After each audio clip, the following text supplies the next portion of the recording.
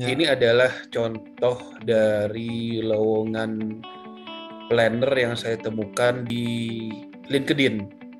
Hmm. Memang kalau teman-teman mencari lowongan planning engineer, terutama planning engineer di project oil and gas, itu mungkin agak sulit dicari kalau di platform-platform umum ya, seperti Jobstreet atau JobsDB gitu. Mungkin agak sedikit jarang.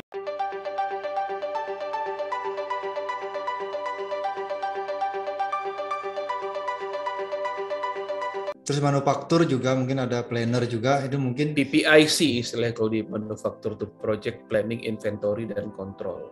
Nah, itu mungkin permanen mungkin itu. Nah, tapi itu beda ya, kita nggak bahas itu ya kali ini. Jadi kita bahas Ya, ke proyek kita bahas ke konstruksi. Dan project. kita juga nggak punya pengalaman di situ ya untuk. Betul, kita nggak banyak pengalaman di situ. Nah, Bapak nih udah senior nih. Kenal saya aja udah 10 tahunan kan. Apa nih targetnya? Jadi mungkin project control manager berikutnya ya. Insya Allah, amin. Hmm. Yang pasti ini untuk seorang project control itu nanti juga dibahas oleh Pak Putu di slide berikutnya mungkin ya. Target saya yang paling dekat ini adalah pasti sertifikasi PMP ya, Project Management Profesional. Itu sertifikasi general yang bisa diambil oleh semua disiplin di project ya. Cuman memang umumnya yang banyak mengambil sertifikasi itu adalah project manager dan project control atau planner. Dan jika kita sudah punya sertifikasi itu, insya Allah ke depannya itu untuk mencari pekerjaan baik di dalam atau luar negeri itu sangat mudah, dan kita bisa menaruh harga yang sedikit lebih tinggi dibandingkan umumnya. Lebih naik kelas lah ya. Naik kelas.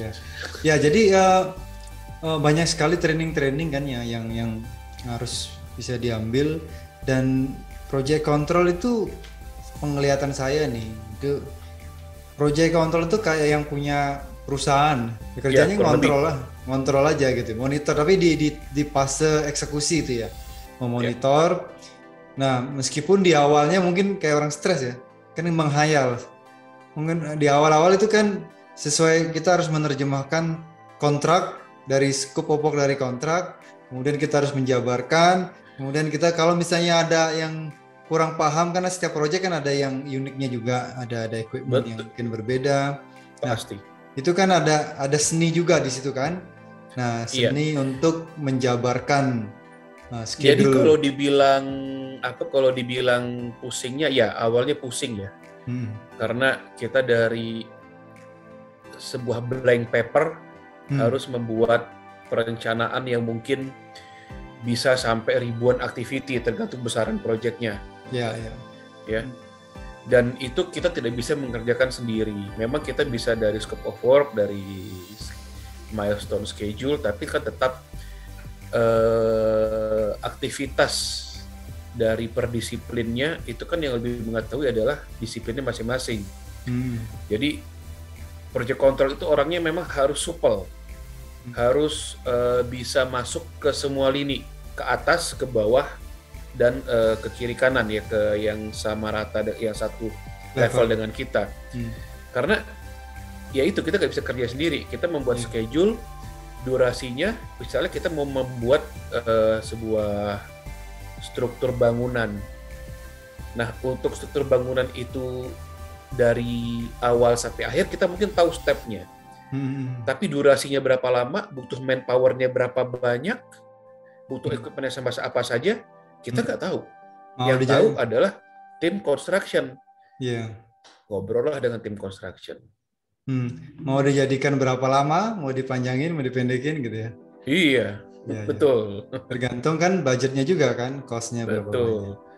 Nanti setelah itu semua selesai, tantangan lagi, challenge, kita bawa itu ke top level manajemen. Nah, nanti di situ ya di challenge lagi, kamu yakin saya kan maunya selesai lebih cepat gitu kan. Nah, itu tantangan lagi gitu loh. Belum lagi pada fase eksekusi, kalau semuanya lancar, yang which is itu 90% tidak mungkin terjadi ya. Ada aja yang masalah seperti misalnya equipment telat datang, atau ya misalnya manpower labor kita juga tidak ada yang tidak qualified. Macam-macam problemnya. Nanti di situ ya akan ada analisa lagi gitu loh. Kita membuat istilahnya what if skenario gitu loh. Kalau kita melakukan seperti ini impact-nya apa, kalau kita melakukan seperti ini impact-nya seperti apa lagi gitu kan. Dinamikanya itu ini. Jadi ya sibuknya sampai akhir. Nanti pas akhir kita adalah orang yang paling terakhir untuk membuat report. Kalau istilahnya close out report, itu kita yang membuat bersama PM, nanti kita disubmit ke klien kita. Baik itu klien kita operator atau mungkin dari sisi pemerintah ke SKK Migas contohnya. Seperti itu. Jadi supaya dapat bayaran lah. Ya, itu juga salah satunya itu. Invoice. Milestone yang tadi saya bilang itu ada titik-titik tertentu kita emang bisa menghasilkan uang dan itu dikejar oleh manajemen. Target Pak Opan adalah ambil training lagi yang level ya, yang sertifikasi lebih tinggi, lah, sertifikasi. Karena nanti perlu teman-teman ketahui kalau sudah jadi project control, project manager, mau jadi PM nih gampang banget nih, jadi PM project. Nah, udah tahu semua. Jadi biasanya orang-orang PM itu larinya itu dari project control. Ya, selain dari tempat-tempat lain, tapi ini secara manajemen dia udah pasti karena apa yang dilakukan oleh project manager itu pasti dilakukan semua oleh project control, untuk controlling, monitoring dan mitigasi. Bahkan seorang project manager kan juga kalau ada apa-apa nanya project control juga. Tidak kan biasanya semua. Begitu. Nah, habis ini Pak Opan harus tunjukin nih ke teman-teman training apa yang harus diambil untuk seorang fresh graduate, bahkan bukan fresh graduate aja ya. Jadi teman-teman sekarang yang kerjanya mungkin ya anggaplah misalnya teman-teman jadi dokumen kontrol dari satu project, atau sekarang teman-teman jadi QC engineer atau welding inspector nih, tapi aduh ini kayaknya enak. Mau banting setir itu sah-sah saja kan, mumpung masih bisa. Nah, terus kalau misalnya begitu kan, kalau nggak nyoba juga kita nggak tahu kan, karena di lapangan itu tidak harus pinter, tapi kalau mau bekerja, mau belajar, mau latihan, kalau bisa ngerjain apa yang diperintahkan, jadi udah. Iya, gitu. Oke, training apa aja yang ini mungkin Pak Opan bisa jelaskan, basic training dan advanced training. Iya. Jadi gini, basic training itu adalah skill dasar yang harus dimiliki oleh project control, terutama planner ya. Saya di sini mungkin lebih banyak akan bicara mengenai dari sisi planner. Jadi planner itu kita membuat planning, pasti membutuhkan planning software, ya, memahami Microsoft Excel dan Microsoft Project. Atau Primavera. Nah, untuk project-project yang kecil, mungkin EPC company yang tidak terlalu besar, itu bisa mereka biasanya menggunakan Microsoft Project saja. Tapi umumnya mungkin hampir 80% itu requirement-nya adalah Primavera Basics. Untuk saat ini ya. Untuk saat ini, iya. Dan ini sudah banyak ya yang mengadakan trainingnya.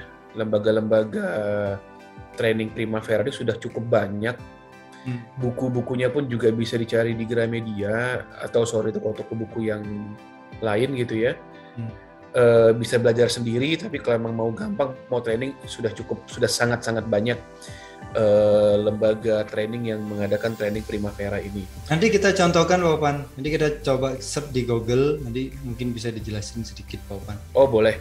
Nah kemudian Microsoft Excel, ini kayaknya sepele. Tapi ini adalah software kunci dari pekerjaan kita. Kenapa? Karena monitoring dilakukan di Microsoft Excel. Progress, S-curve.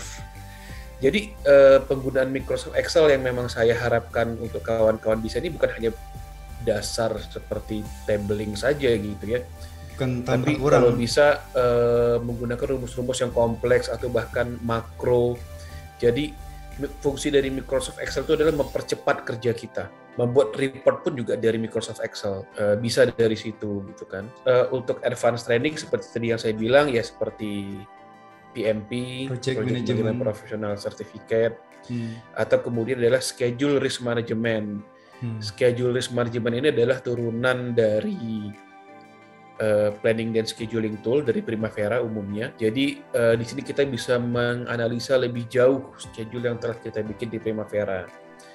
Contoh-contohnya misalnya nanti dari schedule risk management ini dengan kita memasukkan risk-risk yang kemungkinan terjadi di project kita akan mendapatkan real time kapan proyek kita akan selesai dan probability dari proyek kita itu apakah 50%, 80% atau 10% terhadap finish date, finish time-nya, dan juga akan muncul critical activity yang lebih detail lah dibandingkan yang di Primavera. Ya mungkin nanti yang di risk management ini akan juga ada mitigasi plan-nya itu kan dipelajari ya. Di apa yang harus dilakukan jika ada hal-hal yang tidak kita inginkan kejadian. Itu saya rasa di situ. Pak Opan bisa tolong carikan itu Pak Opan, share untuk training lokasi training. Biasanya teman-teman tuh banyak nanya, trainingnya di mana sih Pak gitu. Ini kebetulan saya langsung aja ke nyebut merek ya, Bangun Energi. Ini tempat training yang sangat bagus sekali ya. Kebetulan pengisinya banyak teman-teman lama saya juga di sini, macam-macam. Ada untuk fresh graduate atau yang mau banding setir nih. Ya di sini mungkin nih seperti fundamental project cost, project estimation management ini bisa diikuti oleh semua orang. Ya, itu mau jadi cost control itu lebih baik. Nah ini Primavera Risk Analysis, basic practice using Primavera. Ini untuk junior. Oh, untuk junior. Ini basic MS project. Harganya deh. Nah ini ada kayak di Pekanbaru, di Riau, di di Jakarta juga ada. Ya harganya kurang lebih segini ya. Dan ini yang pengisinya nih Pak Sahbudi Abbas. Beliau ini memang ahlinya dari risk management ini. Saya belajar dari beliau juga waktu itu untuk risk management. Di Jakarta ada, online juga ada. Mungkin kalau teman-teman fresh graduate yang memang tertarik, mungkin bisa kontak ke saya untuk saya bisa informasikan langsung mengenai trainingnya ini. Karena nanti saya akan kasih linknya juga nanti di deskripsi video. Boleh ini bangunenergi.org. Mungkin ada kontak person di situ. Nah ini contoh untuk basic MS project, harganya cukup murah, diisi oleh kawan saya juga ini udah prima. Cukup murah di Depok. Tapi ini memang udah aja tahun lalu ya.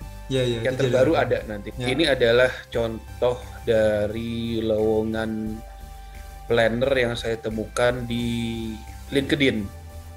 Memang kalau teman-teman mencari lowongan planning engineer, terutama planning engineer di project oil and gas, itu mungkin agak sulit dicari kalau di platform-platform umum ya, seperti Jobstreet atau JobsDB gitu, mungkin agak sedikit jarang. Ini ada platform mungkin juga sudah familiar namanya LinkedIn. Di sini lebih banyak. Ya ini bisa dicari, ini bisa dilihat ya. Ketik di atas ini project control, kemudian akan muncul di sini banyak pilihan. Contohnya ini adalah planner, ini misalnya dijelaskan bahwa mereka butuhnya onshore base. Itu butuhnya kapan ya Pak Opan? Itu ada tanggalnya nggak? Oh nggak ada. Ya selama ini masih ada iklannya, apply aja. Oke. Artinya yang pada saat video ini kita launching, itu di situ ya mungkin nanti. Ini yang ada seperti ini. Di sini kan bisa dilihat job description-nya apa, gitu kan, membuat planning scheduling, work breakdown structure. Terus kemudian bisa dijelasin sedikit Pak Opan. Planning scheduling berarti kita bikin jadwal ya. Jadwal dengan Excel atau MS Office. WBS itu berarti itu membreakdown dari scope of work ya. Betul. Jadi kita bikin breakdown-nya nih, scope-nya apa aja tuh work breakdown. Ini yang tadi Pak Putu bilang, engineering, procurement, construction, commissioning. Nah ini harus paham. Ini adalah kita bilang work breakdown structure level 1, engineering, procurement, construction. Itu nanti pas kita bikin, kalau emang nanti ada sesi misalnya contoh bikin schedule, nanti dijelaskan WBS itu apa. Iya ada, nanti ada di pertemuan berikutnya. Oke, kemudian ini deliverable yang harus kita yang harus kita hasilkan, kontrak master schedule, which is itu baseline. Milestone yang tadi saya bilang, itu berhubungan dengan pembayaran. Detail schedule, turunannya, nah engineering kita turunkan menjadi proses safety, mechanical piping dan seterusnya.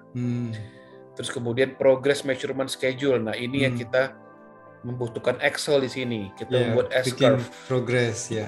Nanti S-curve itu juga menjadi basis kita dalam penagihan kalau tipe project kita lump sum seperti itu. Project progress curve itu tadi S-curve. Manpower kita juga harus memplanningkan manpower yang dibutuhkan. Excel juga itu. Excel juga. Tapi MS Project juga bisa, MS Project. Bisa, Primavera juga bisa.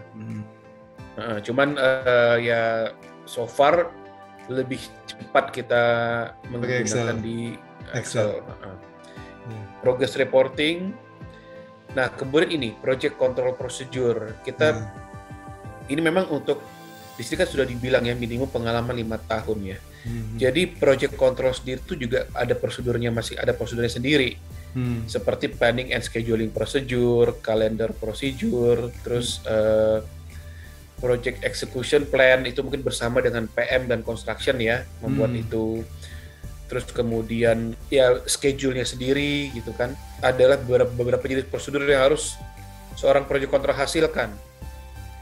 Kemudian budgeting, cost controlling, invoicing, ya penagihan, dan change order. Change order tadi yaitu untuk hal-hal yang tidak terduga, hal-hal yang tidak terplanningkan di awal, hal-hal yang tidak ada di kontrak mungkin.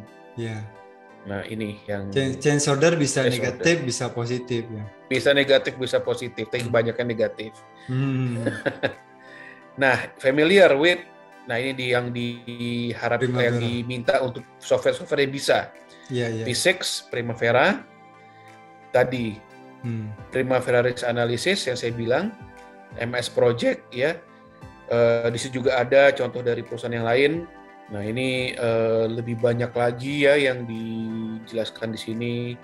Ini contohnya lead coordination schedule with internal external customer. Terus kemudian must work with project managers. Jadi kita nggak bisa kerja sendiri. Ya tadi saya bilang jadi project control kita harus supel, harus bisa masuk ke semua lini. Ya dari mereka lah kita bisa dapat informasi. Ya ini scheduling what if scenario tadi saya bilang jika terjadi sesuatu apa yang akan kita mitigasinya. Kurang lebih itu sih sebenarnya pekerjaan dari seorang planner project control gitu ya. Di project manapun sebesar apapun project, scope of work-nya kurang lebih sama. Hanya memang istilahnya barang yang kita hadapi berbeda. Tapi basicnya sama. Ya, tapi ini yang kalau yang ini mungkin sudah agak senior banget ya. Planner ini sudah agak advance lah. Advance. Ini mungkin ada 25 lah minimal. Nggak tahu ya, tergantung perusahaannya. Oke, itu salah satu contoh. Pak, nanti kita akan bahas semua hal-hal ini di ya mungkin tidak akan bisa jadi satu video ya. Ini jelasin dulu nih, range salary ini teman-teman biar ini dulu, biar agak semangat. Iya. Jadi ini range di salary di Indonesia yang saya ketahui. Ini tergantung ya tadi kita di perusahaan mana, apakah di EPC company ataukah di operator company. Kurang lebih standarnya seperti ini untuk teman-teman fresh graduate yang misalnya masuk ke EPC company yang medium mungkin bisa mendapatkan antara 7 sampai 10 juta dan mungkin bisa dapat lebih dari itu jika Anda di site. Nah, ini juga saran saya untuk kawan-kawan yang memang baru awal terjun ke dunia project control. Kalau bisa, minta untuk menjadi site planner. Karena real dari pekerjaan itu ada di site. Kita bisa lihat barang yang kita bikin itu di site. Kita bisa tahu problem yang kita alami itu di site. Dan bagaimana mitigation plan-nya lebih mudah kita cari saat kita berada di site. Dibandingkan kita di kantor, kita hanya dapat report melalui foto, yang which is itu ya tidak real time ya gitu loh. Jadi intinya kalau di site itu biasanya ada tunjangan yang lain lah ya.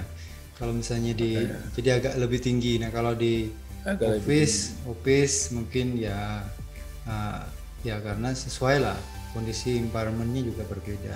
Tapi untuk teman-teman yang baru mau mulai sangat bagus jika berada di field di site. Oke, ini cukup bagus ya, 7 juta sampai 13 juta. Kemudian project control leader itu project control manager lah mungkin bisa 50-an lah mungkin ya. Tapi tergantung juga perusahaannya dan tergantung project yang di handle tuh seperti handle-nya apa. juga betul. Iya.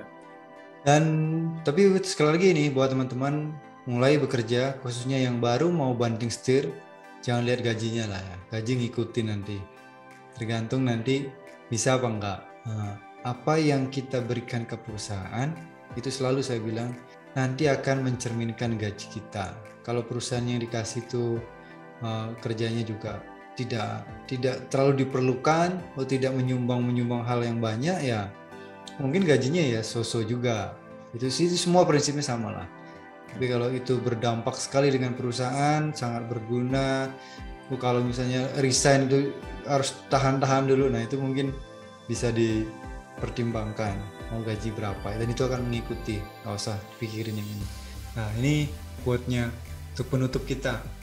Jadi tidak ada orang bodoh di dunia ini, tapi yang ada adalah orang yang belum tahu atau belum belajar, dan ada orang yang tidak mau belajar. Nah, atau teman-teman tuh yang mana? Tergantung untuk mengisi hidup. Jadi yang kalau saya lihat nih, kita bahas project control itu kerjanya sebetulnya enak ya, enak daripada dibandingkan dengan yang lain. Kalau mikirnya sih semua pekerja pasti mikir ya, semua engineer pasti mikir. Tapi kalau project control itu lebih feel-nya harus bagus gitu ya. Oh, iya, memang pekerjaan project control ini tidak banyak kegiatan fisiknya ya, karena memang walaupun dia di site, tapi memang lebih banyak juga di belakang meja. Iya, jadi memang, bos lah.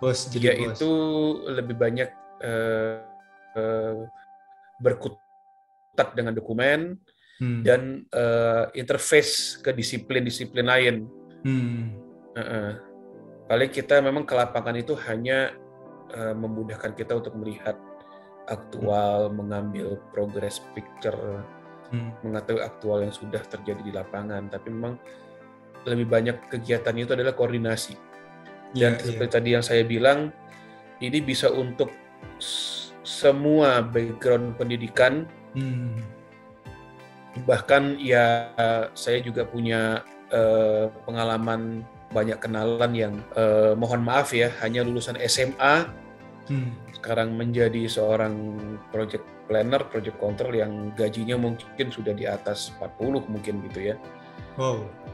Ya seperti tadi yang kita bilang bahwa tidak ada orang yang bodoh, yang ada adalah orang yang tidak mau belajar seperti itu. Dan untuk teman-teman mungkin yang sudah di disiplin lain dalam pekerjaannya merasa stagnan, mungkin coba berani untuk keluar dari situasi nyaman dan banting setir ya.